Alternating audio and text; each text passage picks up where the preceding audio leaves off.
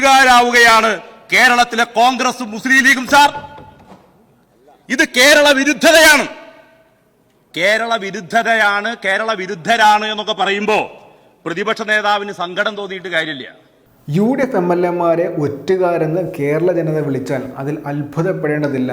അതിൽ പ്രതിപക്ഷ നേതാവ് VD സതീശന് വിഷമം തോന്നാൻ പാടില്ലെന്ന് പറഞ്ഞിരിക്കുകയാണ് വടക്കാഞ്ചേരി MLA സേവ്യർ ചിറ്റിലപ്പള്ളി. സംസ്ഥാനത്തിന് വിരുദ്ധമായിട്ട്, സംസ്ഥാനത്തിന് ഗുണകരമാവുന്ന കാര്യങ്ങൾക്കെല്ലാം വിരുദ്ധമായിട്ട് നിലപാടെടുക്കുന്ന MLA-മാരെ വഞ്ചകന്മാർ തന്നെ, ഒറ്റുകാർ എന്ന് തന്നെ വിളിക്കുമെന്നാണ് സേവ്യർ ചിറ്റിലപ്പള്ളി സഭയിൽ പറഞ്ഞത്. ധനാഭ്യർത്ഥന ചർച്ചയിൽ പങ്കെടുത്ത് സംസാരിക്കാറുന്ന അദ്ദേഹത്തിൻ്റെ വാക്കുകൾ നമുക്കൊന്ന് കേൾക്കാം.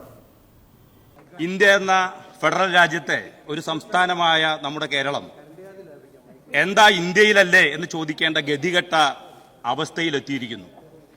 ശത്രുക്കളെ പോലെയാണ് സംഘപരിവാർ നേതൃത്വം നൽകുന്ന യൂണിയൻ ഭരണകൂടം കേരളത്തോട് പെരുമാറുന്നത്. എല്ലാ മര്യാദകളും ലംഘിച്ച് രാഷ്ട്രീയമായും സാമ്പത്തികമായും കേരളത്തെ ഉപരോധിക്കുകയാണ് BJP ഭരണകൂടം. വികസന രംഗത്ത് നമ്മുടെ രാജ്യത്തിന് മാതൃകയാവും വിധം കേരളം മുന്നിട്ട് നിൽക്കുമ്പോൾ അതിനെ തകർക്കാനാണ് BJP ഭരണകൂടം ശ്രമിക്കുന്നത്. BJP കേരളത്തെ ശത്രുക്കളായാണ് കാണുന്നത്. ഇതിനെതിരെ പ്രതിഷേധിക്കേണ്ടതിന് പകരം ഒറ്റുകാരാവുകയാണ് കേരളത്തിലെ കോൺഗ്രസും മുസ്ലിം ലീഗും. സാർ, ഇത് കേരള വിരുദ്ധതയാണ്. കേരള വിരുദ്ധരാണ് എന്നൊക്കെ പറയുമ്പോൾ പ്രതിപക്ഷ നേതാവിന് സങ്കടം തോന്നിയിട്ട് കാര്യമില്ല. കോൺഗ്രസ് കേരളത്തിൽ അധികാരത്തിലിരിക്കുമ്പോഴും കേരളം ഈ അവഗണന നേരിട്ടിട്ടുണ്ട്. കഞ്ചിക്കോട് കോച്ച് ഫാക്ടറിയും എയിംസും ഉൾപ്പെടെ അതൊക്കെ അന്ന് തരാമായിരുന്നല്ലോ. അന്നത് ചെയ്തില്ല.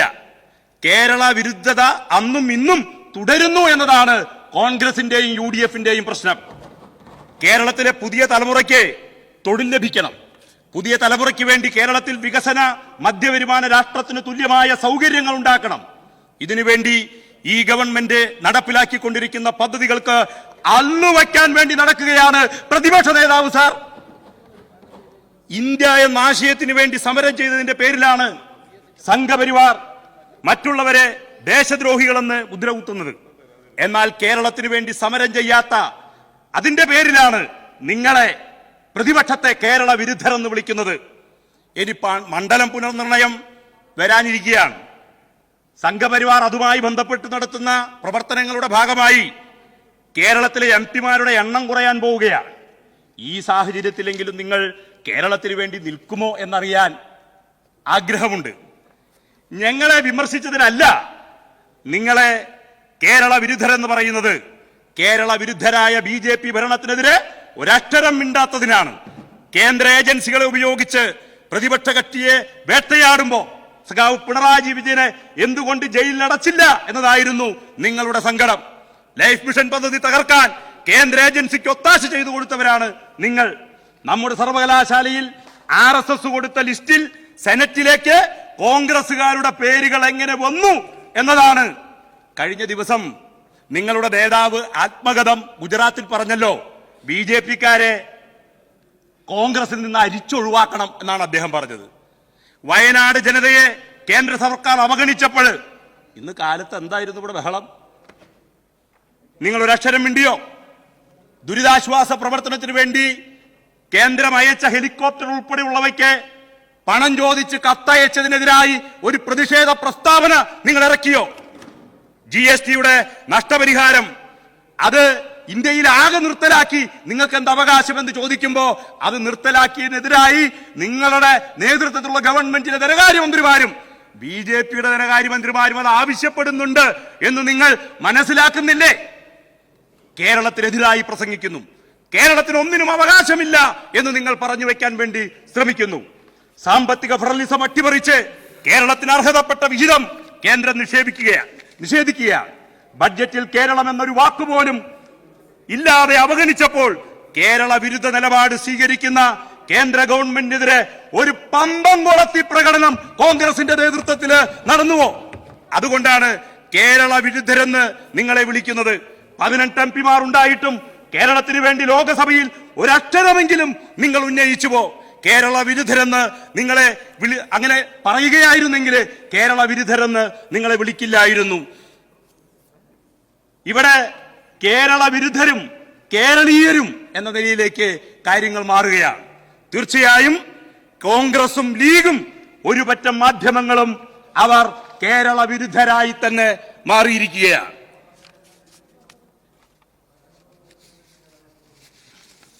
വൈദ്യുതി രംഗം, പവർ കട്ടില്ലാത്ത സംസ്ഥാനം എങ്ങനെയാണ് സാധ്യമായത്? ഞാൻ വിശദീകരിക്കുന്നില്ല. ഇപ്പൊ ഇവിടെ പറയുന്നത് ഇന്ന് ഇന്ത്യയിൽ പൊതുമേഖലയിൽ വൈദ്യുതി കൊടുക്കുന്ന ഏക സംസ്ഥാനം കേരളമാണ്. KSEB പോലുള്ള ഒരു സംവിധാനം, ആ സംവിധാനത്തിൽ നിന്ന് വൈദ്യുതി കൊടുത്തുകൊണ്ട് കേരളത്തിന് ദോഷമില്ലാത്ത സംരംഭങ്ങളെ സ്വീകരിക്കും എന്നാണ് CPIM-ന്റെ സംസ്ഥാന സമ്മേളനത്തിൽ അവതരിപ്പിച്ച രേഖയിൽ പറയുന്നത്. നിങ്ങൾ ഇലക്ട്രിസിറ്റിയെ സ്വകാര്യവൽക്കരിച്ചവരാണ്. ഇലക്ട്രിസിറ്റിയെ സ്വകാര്യവൽക്കരിച്ച നിങ്ങൾക്ക് ഇത് പറയാൻ എന്ത് അവകാശമാണുള്ളത് എന്നുകൂടി ആലോചിക്കണം. പൊതുമേഖലയെ കുറിച്ച് വർത്തമാനം പറയുമ്പോൾ നിങ്ങൾ എല്ലാ പൊതുമേഖലാ സ്ഥാപനങ്ങളും വിറ്റു. KSRTCയെ വിൽക്കാതിരിക്കുന്നത് പൊതുമേഖലയെ നിലനിർത്തുക എന്ന ഇടതുപക്ഷ ജനാധിപത്യ മുന്നണിയുടെ കാഴ്ചപ്പാടനുസരിച്ചാണ്. പ്രതിമാസം 50 കോടി രൂപ അങ്ങോട്ട് നൽകി KSRTCയെ നിലനിർത്തുന്നതെന്ന് തിരിച്ചറിയാൻ വേണ്ടി കഴിയണം. പൊതുഗതാഗതം ശക്തിപ്പെടുത്തുക എന്നത് കേരളത്തിന്റെ അനിവാര്യമാണ്. കാരണം നമ്മുടെ നാട്ടിലെ ജനസാന്ദ്രത അതുമായി ബന്ധപ്പെട്ടാണ്. അപ്പൊ കേരളത്തിലെ ട്രാഫിക് കുരുക്ക് കുറയ്ക്കണം. അതിനാവശ്യമായ സംവിധാനങ്ങൾ കൊണ്ടുവരാൻ വേണ്ടി തീരുമാനിച്ചു. അതാണ് സിൽവർ ലൈനും അതുപോലെ തന്നെ മെട്രോ ലൈനുകളും. ഇതെല്ലാം തന്നെ നിങ്ങൾ എതിർത്തു. ഇതിനെല്ലാം നിങ്ങൾ എതിർക്കുക. അപ്പൊ ഈ നിലയില് പൊതുമേഖലയെ നിങ്ങൾ എതിർക്കുന്നു, പൊതുഗതാഗതത്തെ നിങ്ങൾ എതിർക്കുന്നു. ആ നിലയിലുള്ള എല്ലാ സംവിധാനങ്ങളെയും എതിർത്ത് ഇലക്ട്രിസിറ്റിയെ സ്വകാര്യവൽക്കരിക്കാൻ വേണ്ടി തീരുമാനിക്കുന്നു. ആരോഗ്യരംഗത്തെ നിങ്ങൾ സ്വകാര്യവൽക്കരിക്കാൻ വേണ്ടി തീരുമാനിക്കുന്നു. ഇപ്പൊ ഇവിടെ പറഞ്ഞു വെച്ചത് കെട്ടിടങ്ങൾ ഇങ്ങനെ പണിതിട്ട് എന്താ കാര്യം എന്നാണ്. കെട്ടിടങ്ങൾ പണിയുന്നത് രോഗികൾക്ക്, പാവപ്പെട്ടവർക്ക് ചികിത്സ നൽകാൻ വേണ്ടിയാണ്. കട്ടിലിന്റെ ചോട്ടിലെ രോഗികൾ എന്തുകൊണ്ടാണ് മെഡിക്കൽ കോളേജിൽ വന്ന് കിടക്കുന്നത്? അപ്പുറത്ത് സ്വകാര്യ മേഖലയിലെ ചികിത്സ അവർക്ക് താങ്ങാൻ കഴിയാത്തതുകൊണ്ടാണ്. അപ്പൊ അതുകൊണ്ട് ഇപ്പൊ തൃശൂർ മെഡിക്കൽ കോളേജിലെ 10 ലക്ഷം സ്ക്വയർ ഫീറ്റിന്റെ കെട്ടിട നിർമ്മാണമാണ് നടക്കുന്നത്. 10 ലക്ഷം സ്ക്വയർ ഫീറ്റ്. ഇന്നുള്ള മെഡിക്കൽ കോളേജ് ഒരു ഇരട്ടിയാവും. അങ്ങനെ ഒരു ഇരട്ടിയാവുമ്പോൾ അതിനാവശ്യമായ HR വേണം. ആ HR കൂടി പിന്നെ ഉണ്ടാക്കുന്നതിന് വേണ്ടിയുള്ള പരിശ്രമത്തിലാണ് ആരോഗ്യവകുപ്പ്. അപ്പൊ ഞാൻ പറയാൻ ശ്രമിച്ചത് ഇങ്ങനെ നിരവധിയായ പ്രവർത്തനങ്ങൾ ഇപ്പോ സർക്കാർ മേഖലയിലെ പിന്നെ MRI സ്കാനിങ് അത് തൃശൂർ ചെസ്റ്റ് ആസ്പത്രിയിൽ ആരംഭിച്ചിട്ടുണ്ട്. ഇനി ക്യാൻസർ ചികിത്സാ രംഗത്തേക്ക് ഒരു പെറ്റ് സ്കാൻ കൂടി ആരംഭിക്കാൻ വേണ്ടിയുള്ള പരിശ്രമത്തിലാണ്. അതിനാവശ്യമായ ഒരു ന്യൂക്ലിയർ മെഡിസിൻ വിഭാഗം അവിടെ ആരംഭിക്കാൻ വേണ്ടിയുള്ള പരിശ്രമം നടക്കുകയാണ്. ഞാൻ കൂടുതൽ വിശദീകരണത്തിലേക്ക് പോവുകയല്ല. നമുക്കറിയാം നമ്മുടെ സംസ്ഥാനത്ത് ഒരു രണ്ടാം സ്വാതന്ത്ര്യ സമരം, രണ്ടാം വിമോചന സമരം നടക്കുകയാണ്. വിമോചന സമരത്തിന് 2-3 മാനങ്ങളുണ്ട്. ഒന്ന്, ആദ്യമായി കമ്മ്യൂണിസ്റ്റുകാർ അധികാരത്തിൽ വന്നപ്പോഴാണ് ഒന്നാം വിമോചന സമരം. ഇപ്പൊ തുടർഭരണമാണ്. മൂന്നാമതും അധികാരത്തിലേക്ക് എത്തും എന്ന് കണ്ടപ്പോഴാണ് ഇപ്പൊ രണ്ടാം വിമോചന സമരം ആരംഭിച്ചിട്ടുള്ളത്. ആ രണ്ടാം വിമോചന സമരത്തിന്റെ മുന്നണി പോരാളികളായി നേരത്തെ ബംഗാളിലുണ്ടായ കൂട്ടത്തെ രൂപപ്പെടുത്താൻ പരിശ്രമം ആരംഭിച്ചിട്ടുണ്ട്. SUCI, Jamaat Islami Hind, RSS, BJP, Congress I, അവിടെ തൃണമൂൽ കോൺഗ്രസ് എല്ലാവരും ചേർന്നായിരുന്നു ആക്രമണം. ആ ആക്രമണത്തിന്റെ പൊതുവായൊരു രൂപം ഇവിടെ ആരംഭിച്ചിട്ടുണ്ട്. അതിന്റെ നേതൃത്വം കമ്മ്യൂണിസ്റ്റുകാർ അധികാരത്തിൽ വന്ന വിഷം കഴിച്ചു മരിക്കുമെന്ന് പറഞ്ഞ ചില കൂട്ടരുണ്ട്. അവര് എത്ര ബാരല് വിഷം മറ്റേ അച്ചുകൂടങ്ങളിലൂടെ പുരട്ടി ഒഴുക്കി കേരളത്തില്. എന്നിട്ട് കേരളത്തിലെ കമ്മ്യൂണിസ്റ്റുകാർ അധികാരത്തിൽ വരുന്നത് തടയാൻ കഴിഞ്ഞോ? കമ്മ്യൂണിസ്റ്റുകാർ വീണ്ടും വരുമെന്നല്ലേ മുല്ലപ്പള്ളി ഉൾപ്പെടെയുള്ളവർ പറയുന്നത്. അപ്പൊ മുല്ലപ്പള്ളി ഉൾപ്പെടെയുള്ളവർ അത് പറയുമ്പോൾ അവർക്കെതിരെ കണ്ണുരുട്ടിയിട്ട് കാര്യമില്ല. ഇത് യാഥാർത്ഥ്യമാണ്. കേരളത്തിന്റെ വികസനം, കേരളത്തെ മുന്നോട്ട് നയിക്കാൻ കേരളത്തിലെ ജനങ്ങൾ തീരുമാനിച്ചിരിക്കുന്നു. കേരളീയരും കേരള വിരുദ്ധരും തമ്മിലുള്ള സമരമാണ് കേരളത്തിൽ നടക്കുന്നത്. ഞാൻ ഈ ധനാഭ്യർത്ഥനകളെ പിന്താങ്ങുന്നു.